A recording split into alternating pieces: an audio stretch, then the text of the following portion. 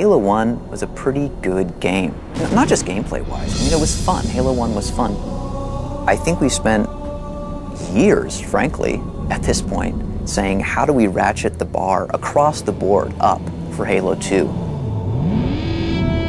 In a lot of ways, Halo 2 is just the, an extension of all the excitement we felt at the end of Halo 1 and that we didn't get to, express.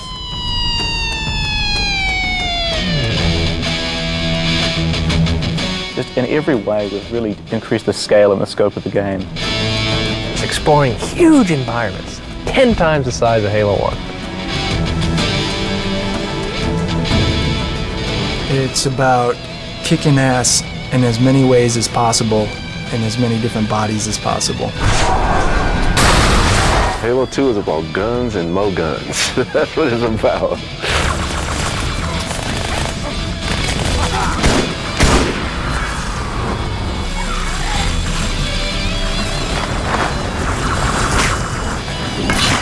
There's a lot of the story that we didn't get to tell. Boo! Kill the demon!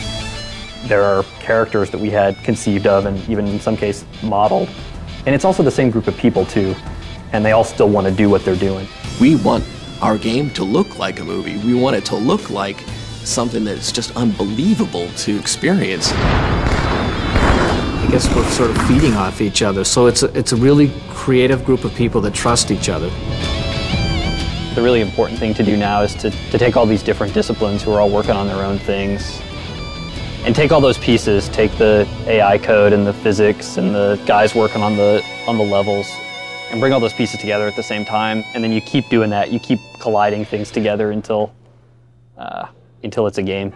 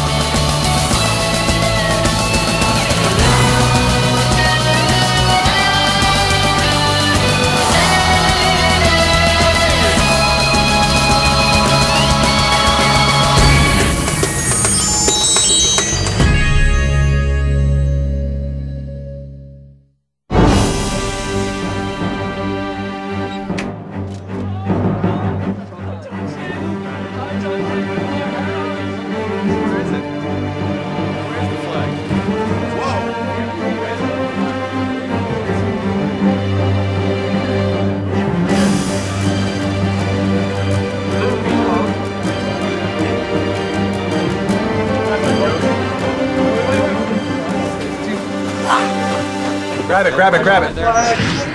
Keep going, I got your back. No, not you, dude.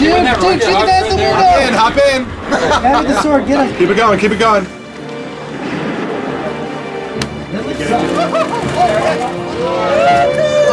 Oh, yes!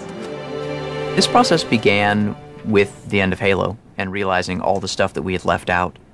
And Jason and I and Jamie and a few other people sitting down and thinking really hard about, oh, wow, what did we really want to tell? And then Jason locked himself in a room for a while and organized his core ideas and then came to me and said, hey, these are my thoughts about a story for Halo 2. What do you think? Yeah, I don't know if we're crazy or stupid or we just like good stories or what, but we certainly worry about that a lot more than you might think we'd have to in a game that's mostly just about action and about not thinking.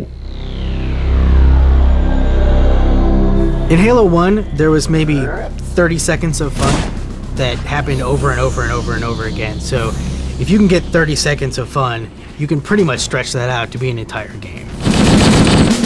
Encountering a bunch of guys, melee attacking one of them before they were aware, throwing a grenade into a group of other guys, and then cleaning up the stragglers before they could surround you. And so you can have all the great graphics and all the different characters and lots of different weapons with amazing effects, but if you don't nail that 30 seconds, you're not going to have a great game.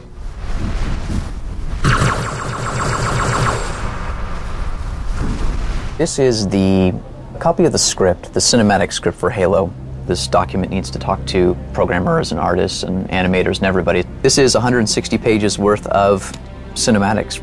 That's kind of crazy if you just think about it on its own. But when you look at a game which is 15 levels long and with a couple protagonists and a fairly complex story arc, I mean, when you need to drive the player's experience for 20 hours of gameplay, say, 120 minutes of cinematics doesn't really seem that out of proportion. But just to look at it prima facie, it's pretty daunting. You think, my God, you're making a feature film. Why was it not destroyed with the rest of their fleet?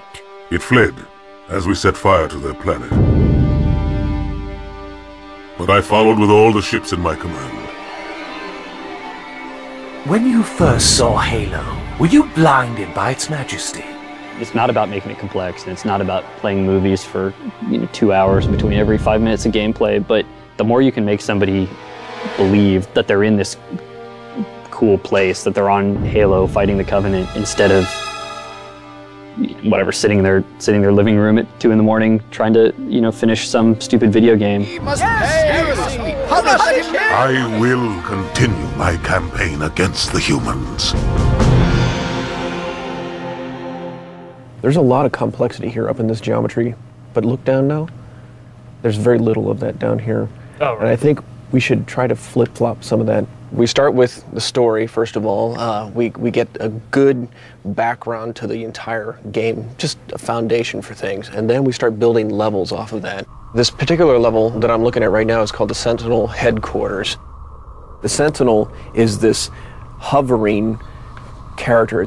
They don't need floors. They can fly up through the ceilings, they can fly through portals that are 20 feet up. But you as the character will have the challenge of traversing this interesting terrain inside the structure, up and across beamwork and through these little portals throughout the space. So it's going to be really interesting for the player to explore.